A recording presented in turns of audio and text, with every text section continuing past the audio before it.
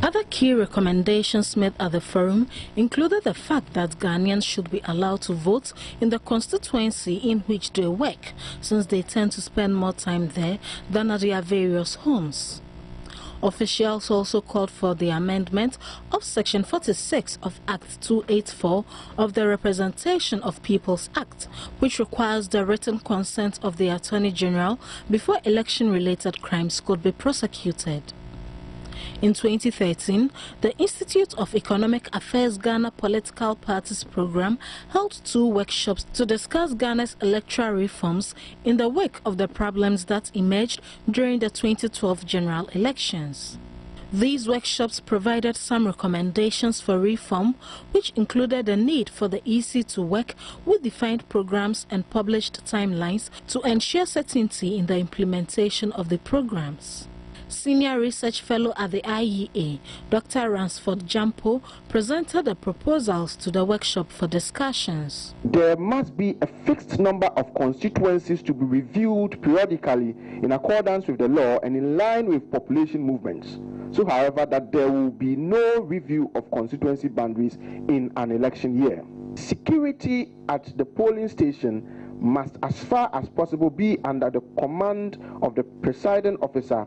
You are also part of the important stakeholders in Ghana's electoral process, and so your views and proposals will contribute to the fine-tuning of Ghana's electoral system and ultimately ensure transparency and acceptable election results.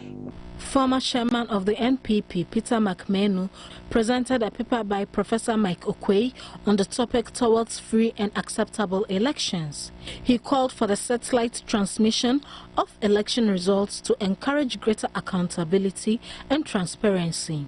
Parliament should enact appropriate legislation and make other institutional arrangements to ensure that monies are provided for the EC timeously to avoid crash programs and attendance deficiencies. A political elections timetable or timelines for elections must be firmly agreed upon by the EC, political parties and other stakeholders and backed by legislation. The EC should streamline the procedure for compiling the transfer, proxy and special voting list. The IT division of the EC should be revamped to keep pace with the latest development in the industry and system. Stakeholders at the workshop also had some suggestions to make for the reform. If we don't carry out that critical reforms that I'll call reforms that hinge on what I call the political culture of the people.